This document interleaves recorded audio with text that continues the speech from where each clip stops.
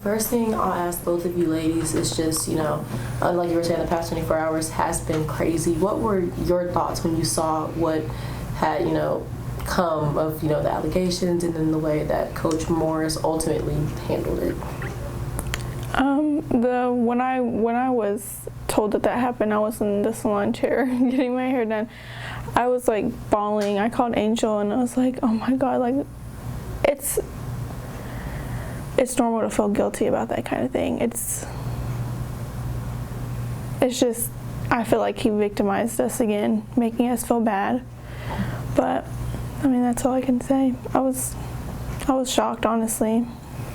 We don't get any justice out of it or any closure. Angel, you want to add to that one? I did feel really guilty. Like at first, I kind of saw it, and I was in denial. I was like, no, this didn't happen, because, I made the post.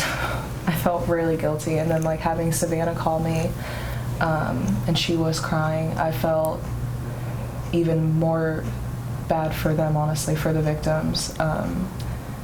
One of the girls that came forward, that made a police report, she texted me and she said that she felt like she killed him because of what she did.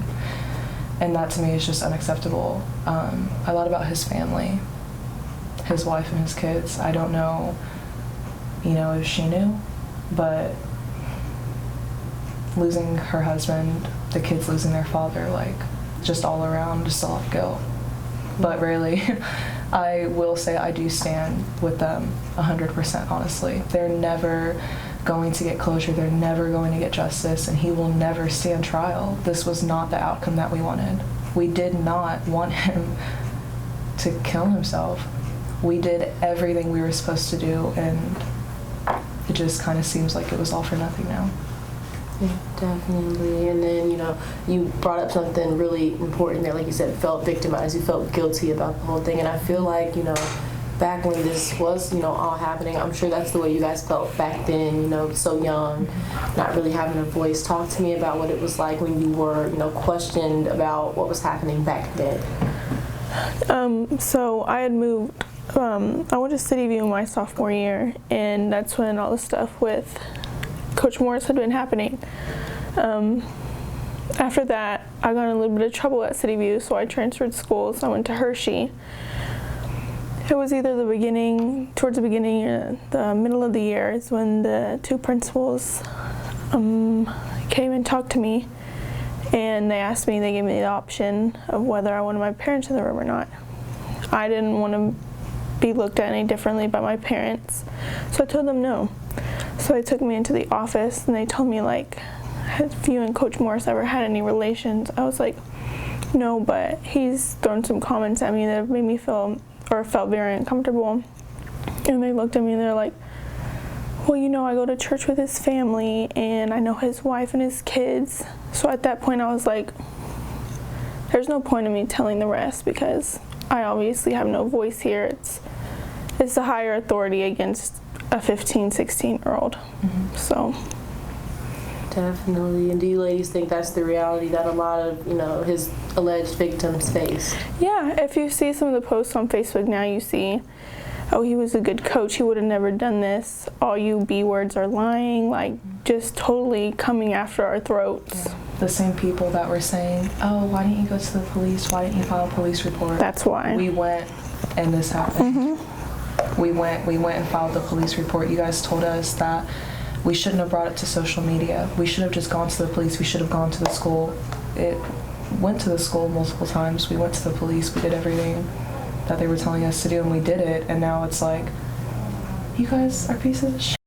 Right. Like, I don't see how that works. Exactly. Literally. Wow. Yeah. And just going off of that, like you said, people say go to the police and everything, and now you guys started that, but now this has happened. So what are you guys hoping to see now moving on? I know you said he won't be able to be on trial, but do you still want an investigation done maybe at the district level, something like that? Yeah, definitely something to do with the school. I mean, I know there's probably no documents because the old principals probably threw them away or did whatever they wanted with them because they were trying to cover him for 10 plus years, but you know, just whatever they can do. Yeah. We didn't want this to happen. Mm-hmm. And it has, I name dropped Savannah. I was the reason why she got interviewed. We didn't realize this until all these years later. I let her know, I'm like, I gave them your name. Whenever, I think it was my sophomore year, it was like I was dating, you know, my high school boyfriend at the time, some of our friends. We were all talking about how Coach Morris was, you know, with a couple of our friends. We were just talking about it, making fun of them, whatever. And our parents actually overheard us talking about it. So the parents, they went to the school and they made a complaint. They were like, hey, we heard our kids talking about this. And that's whenever we were called into the office. I don't know how many of us were questioned. I know I was. I know my boyfriend at the time was. Whenever I got in the office, I told them everything I knew.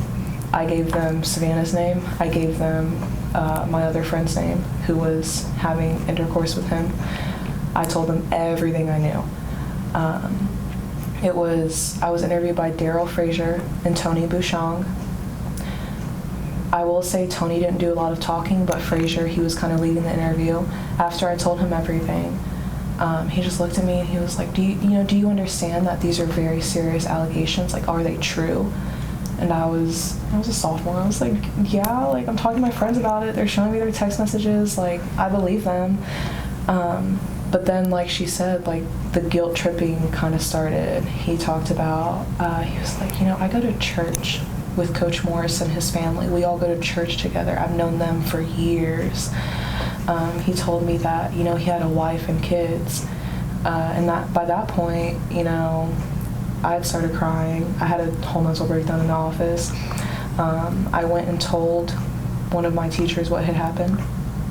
And, you know, she said, it's okay. It's good that you brought it to light. It's all right. I called my mom. My dad knew at the time. Like, all of my parents knew. And nothing happened.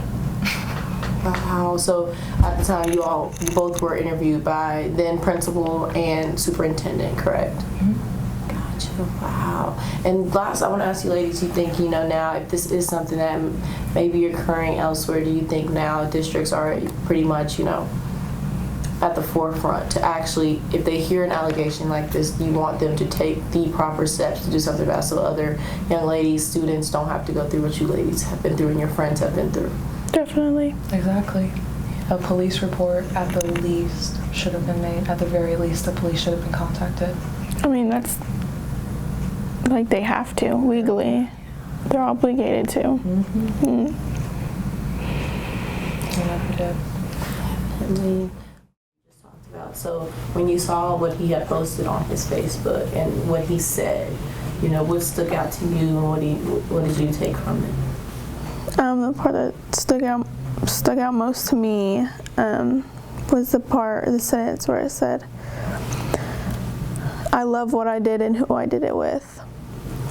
And a lot of people were commenting like, oh, he's talking about the people he coached and his students, but he already said that he loved his students, or he loved like coaching the boys basketball team.